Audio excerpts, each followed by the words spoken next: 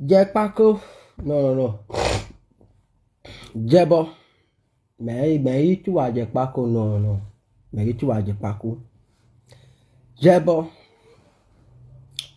When you know he life, you know.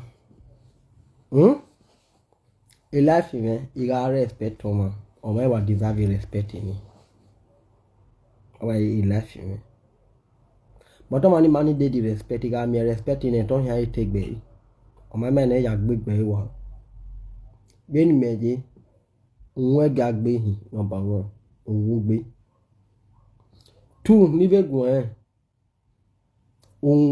un na pa kan agbe kan ko ro pa agbe kan won do wa bu ovo re wo o se na ti un ge agbe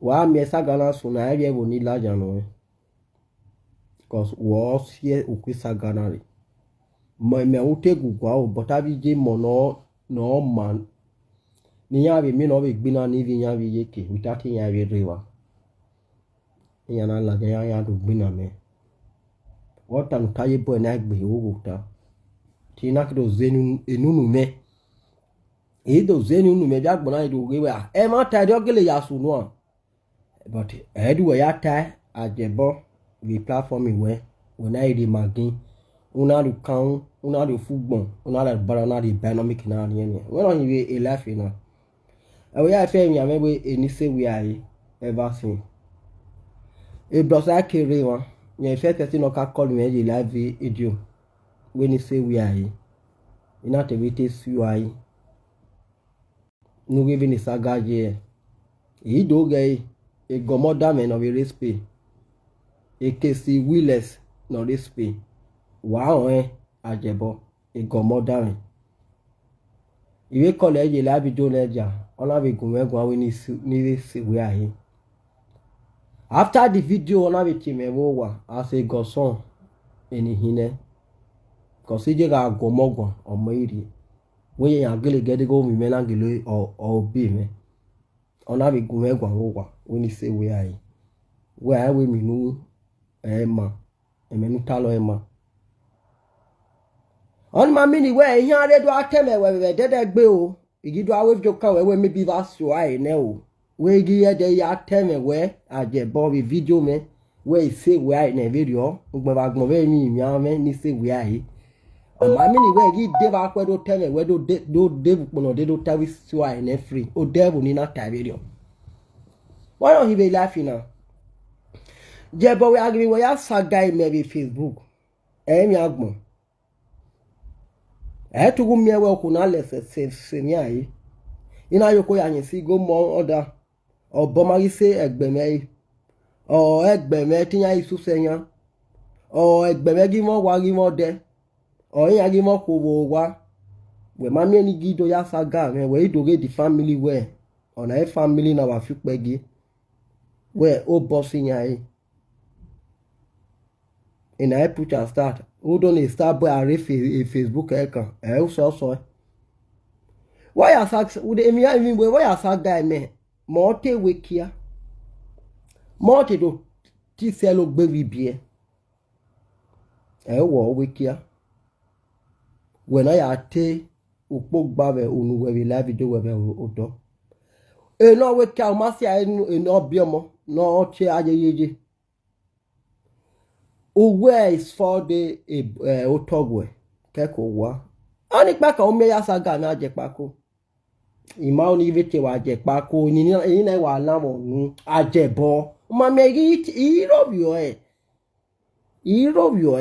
ite wa Ajepkako no Ajebo anyway ai we eni wu me ya saga me ifo do togwe ina ifo de bo wagwe na ifo do wagwe won no be life now Ajepkako ba ni u tell me ni be live video fe o ma ka bo da me o devil o we te agogo ma awe very well as godfather in him anyway do me to time make baby live video o ma e ma ni gele da mi story ni wetani e go so we na forward do o wa regwe kekwe o toge e ge no be dari kekwe e document video we me we go so we ni organo. Uwe one makado very video we atama we ajebo. A Starboy le go so for the baby ni go. Me we ge emi na go ji ino. Iwo ma gbe alege. Eni pa ka we medo ya saga ni. O wa boto. Take picture etu egwe. Which we eju down e dawe mani bu deji. Woman ya tengbe den. Woman at a secret man. Thank God we picture tell me ya so wo. O ma eta mi biagbon. Lopa e team me we Facebook here meje. Maybe I will remember say baba area ultima for day have a picture gay a presenters or any where we are celebrate every platform. Lopa we claim magi tiki that dollar what can die in there. Ajepkako atu Ajebo imani che Ajepkako beg ni mu Ajepkako for. Ajebo meje nu ya zagi family e. Meje nu ya zagi family e. Wa no wu ogun ase. We tun magbanu. Buga itoge yo ma egbe ni. Wa ni tuwa yo. Una wo ma ni magele we mi ni. We ya fa ba toge ba ri e so egbe pa. We ya fa we ye bo ya threatening here. When or your Odebo, when any Ajebo, no Debon will when or your Odebo, yeah. Neno bo nene abo boni ni chene bonu we nowhere. Where maka damo diamond. Ama fidon or a being. And you know, we maka dwell of sena diamond. I'll see it. Obo, or cannot turn okay with me yeki. So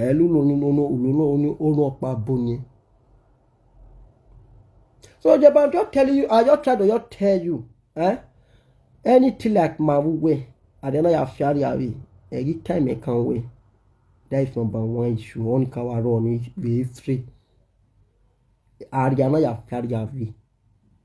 Over don't have me baby to Eka. Natalak by Korea or get you work book or you know. Can't we? A coe we. We a wild way. We kill Obeliku.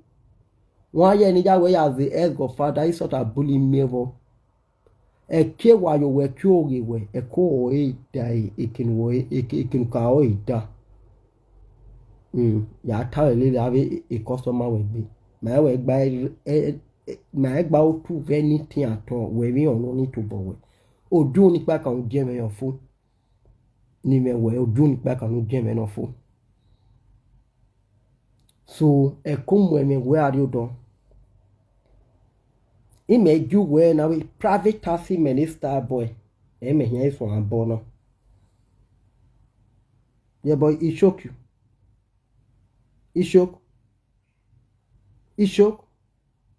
I me tam we Ajebo private taxi me a private taxi ne nya ka we bona the ticket iya utafio ikibana atula se kwega poe e megi bona tu dege egen ya be private taxi ne egen ni ya gan woni go be place me talk ba to start ye bo ya be place me talk ba be na onu ya ve a road e kan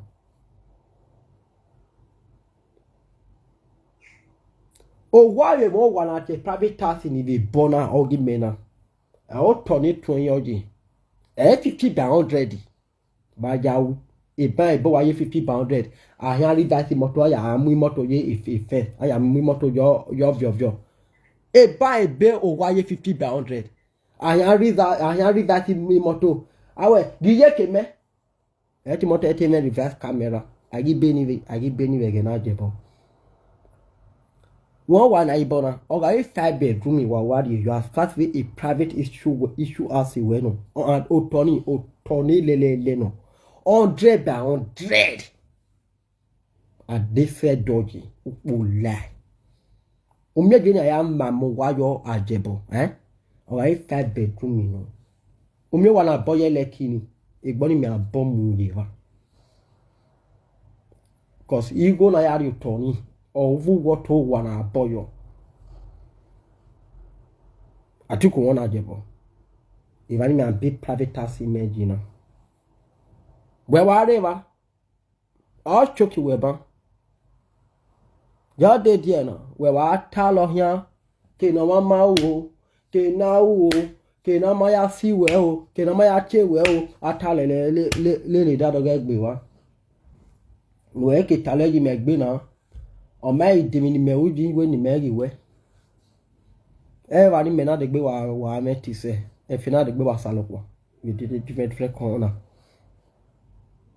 So, your life not plan. In your back and was so, what the family so. Imagine I set at your body. You are here and read to be life for one. You don't get any. Impa moving a young white here rich, bo or on abroad. No one watching. Or more book or phone white here rich. Be life for one. In your bag Europe. Or more book or phone white here rich. And why don't get a here tea rich or more book? Then I will not tell you if I need a life enough for. I might be life in my days swimmer.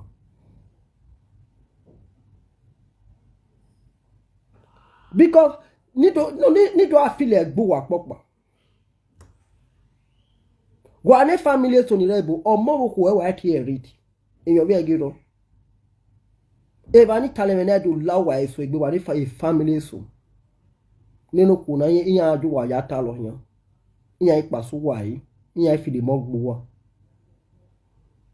We magi tota we no biani e no ko do no ko wa do no na da. Iwu we wa gba ko la we bo we na Starboy no gbonaji. O ko ado do ni dai. O wa uri pa orubi no. Okuni vi ovege goware enu kenare no dubako. Gbera we bono gugu ejima no na biele no o mo vinyen no enu erit e life ni hin. As a family man we webu. Nwe kenu kenakpa. O do eri to mo do eri retoko. No dubako. E we bono we gbera every month we ya pay. Eru awe ya live life we. They webu.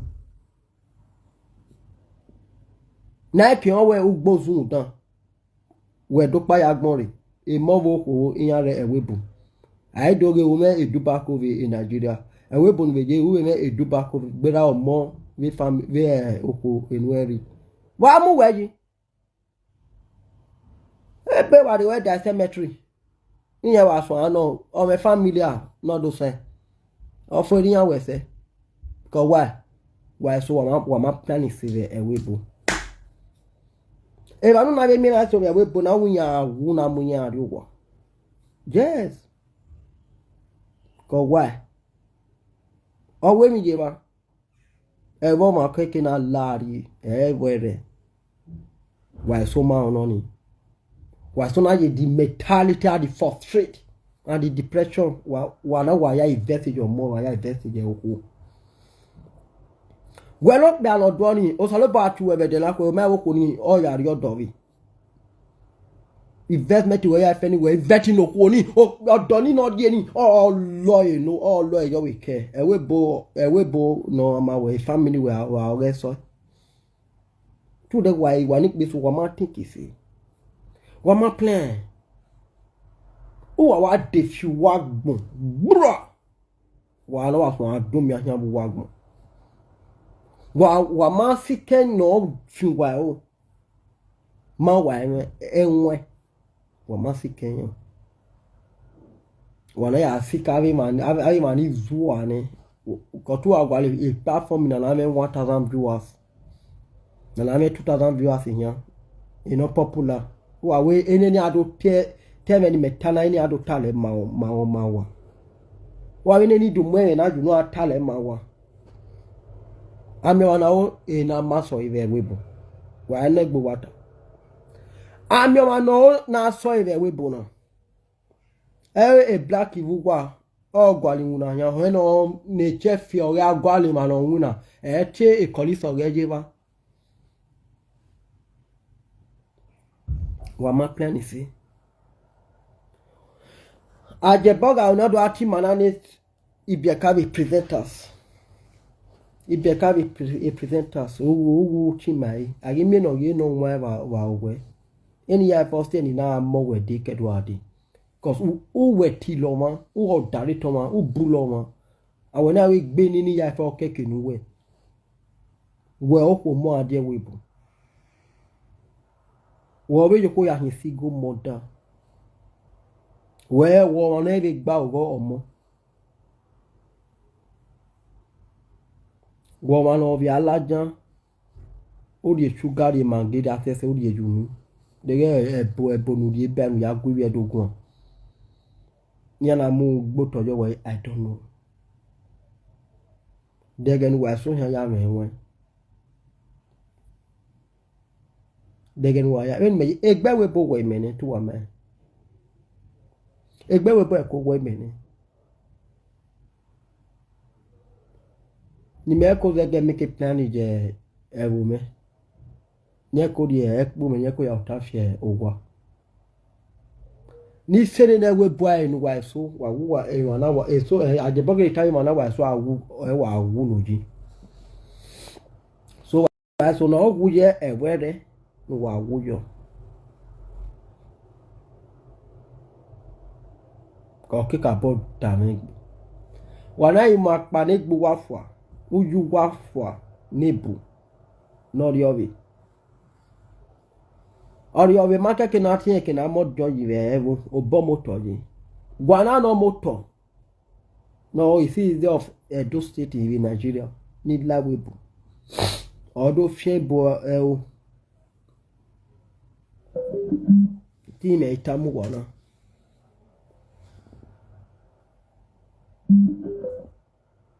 Wama. So Ajebo elafi na.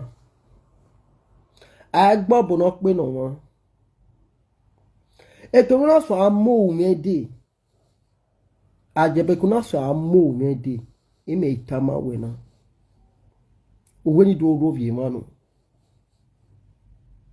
Oye fo ya disturb me mo wa. Wo mo hime yi. Gi ko na ni degbe mu me ro vie. Omo meti la ajan enu vioniyan. Ena we wa ga seto. Ima seto wa wo wa. Ima seto wa wa mamie. Wa mamie. Kwa ye ne ya gbale gbuwa ni. Gwene es go fada me we me do amu ya ro vie yan. Ni yan o me. Ni yan yu me. My neck butter. Mu we agbo vie ro no ya mu iko baro vie we mo. My neck butter. Ah we da we. Ivani na ke so han we ge ra dan. Es go fada down here. Well na es go fada no le nu wo we no via here. Thank God na you know it can when I can me na ya fiare abi. Me ma tu we. O ya ya mi mommy never case no respect e go modern. Why ya mi Ajebo yan observe igbo yan yin anu e. Yan observe igbo e. Yan observe igbo e o tama we ni. Oho we divenu ya we e do priest. Ene do priest na be mi anu e boge no ge. Una la ya do no do priest agbe. Wa ne o be do we no e mo mi wile ke si ve ri owe. Agbe we nu ya mi ame be gbe Starboy. Wa ne do we tada o dai as do tag dai e go modern. E mo mi me mi anu ene na Ajebo. Ve la ja do we no e wa ge do nu ya no e do priest. Eye so social media. Do we no e mo mi wile ke si voice no na do we mi ame e ru dawe. Cause ya un dan ni u ka me yan. O mo nu na via sabe wa we se o. Wa we se wa nu na mi ame ni ana na zo mo bo o mi oni ta mi via gun. Eni ya fe me mo we ji. E ya you. O proud gbe my brother. O proud gbe. E na wu yo boro no e ya fianya gbe ni e. E ge wo vi o han no. Of your hand, we are direct Thomas, we laugh for Tanka one only. E planes Emma. Ye toma no te gbemu. Igbe ma re on yasikene. Ohen ukwe ame no do wo bo in order wo we. Osaloba o ya wewe e ya dare toma. Ama emiewe ai ge e uve moi. Wa pe amoi e bi owe. No. Let us say the truth now. Let the truth set us free. Ha. So I got that later one. Ajebo. You are tama we. Because a life now. Iye awoma inuhine. Wawoma awe saga. Take kind family carry body. Walk a yogi family carry as one. I am man. Stop it innocence in me. Wawoma ame saga. Saga manifest of money. E yari direct Africa give you money. Every direct Africa give family again.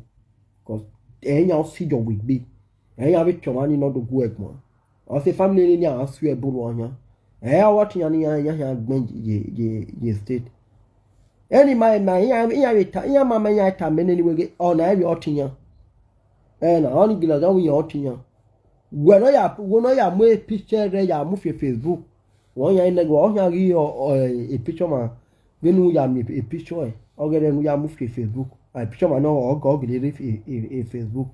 I see eh. But we are not a mere in your 18, in your mag be there, a big walkway. One you know where agree me yak ballon. So a dovey wama amezo saga u saga you. A tabu walk once a two galley viewers who buy it directly you are 3 ways. Nene skunu majo nene skunu ma mwekbu lega uke ze bose like 2 minutes uze geje edo oge wala wa uya cover yi e video ewe wu ni video ewe wu ni so mami igite wa Ajepkako Ajepa igite we na he said we are in so why all we are here? Adiana ya fiari ya we not cover the big time. God forbid. Cause unwe secret. I don't call you my name velco who tell us or who Ajebo who me unwe egui. More we can do by age. Ma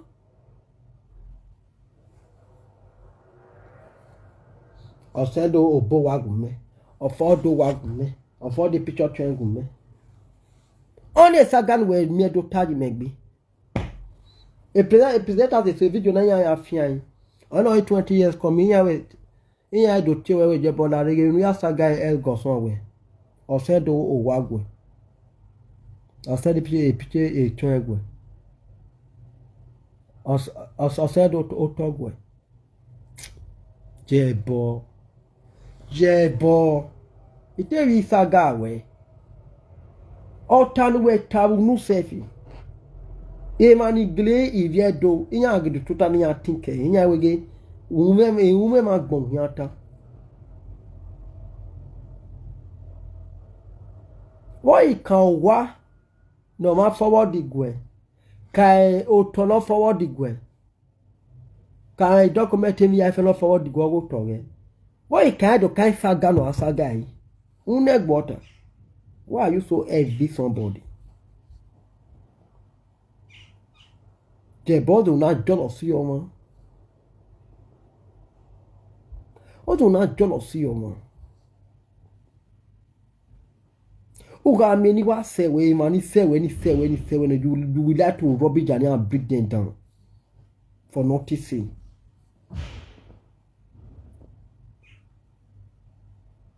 we are we umagbanu du mano igba anu ewe ni na udo ategbo adaze dadaze nu ne ni na hin une gbota ori nwe noro ori na ya dare toma Now you have a secret.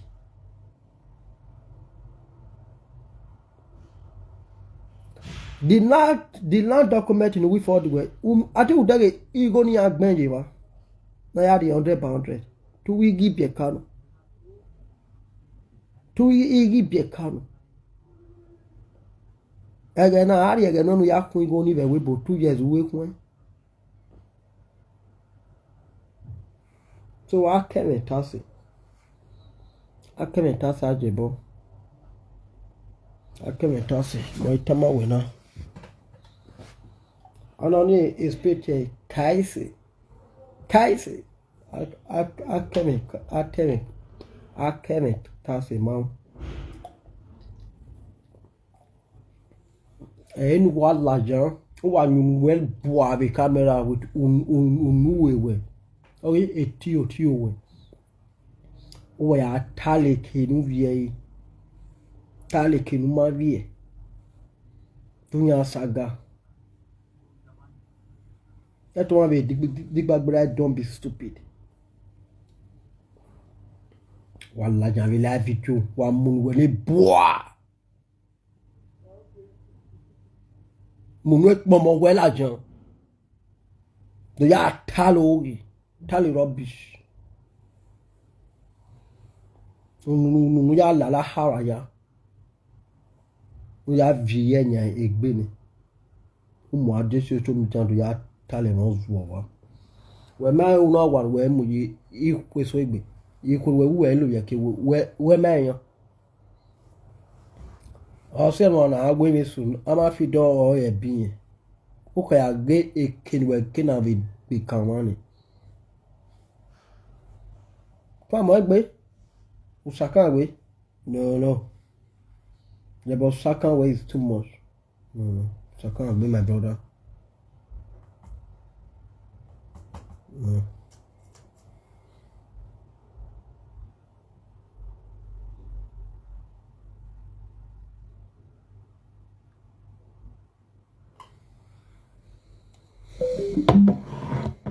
So to a gimana gidoan now.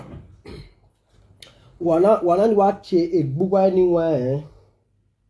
I say call why so.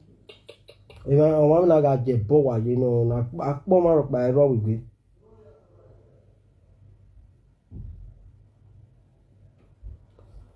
Ye ba te wa akpo ma ero we. A okpo nu wonu de egbo efi ebe. Okpo ni makeko okpo ni wa tore wo gbonu nu te de gbo efi no ya de gbo efi o ma wote ko we ma mi ave e gas ni we ku ni gbo we water we ni we ma wote abase de base de ebase abase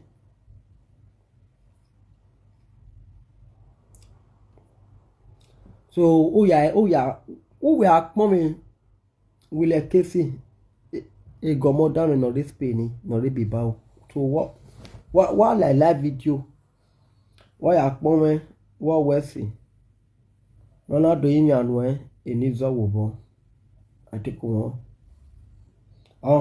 we la javuta do you we ya take ekenu viefo ya well okay na man am no change oh we are do segbe wo yin na idegbe do laja no e part 2 won yan yedwe no ya sin yan gbina na so we are mi vigi manager bo we ko ge you know ma wonu ya nwa na ma wo file kwa so wo age mi wo even unu we na ge nuwe wo amo ade so mi jan bo odo ya direct kwere okay okwo obioba diko awe abi ko yesi go moda eni ado do no na be webo e wa ni pe ase iko ya ifo do ateni deko ikbesi o se ni ma na joyi gbe wa na wa yobu wa ya ku lo wa joyi wa bi la ja fi so mi ja wa to ya gbiyan kan e wa zu ase awon avec be ya na bia do na be si a yin mo so jabo age mi mao Gini mana je na mamene na we mana ma min ma we bo igo we e mana igualo. We are looking for money igo mana igualo we no. Yeah, but igo magualo. O wa ga kiri ni go je bana ichi me he. Na ya ri ni go ma.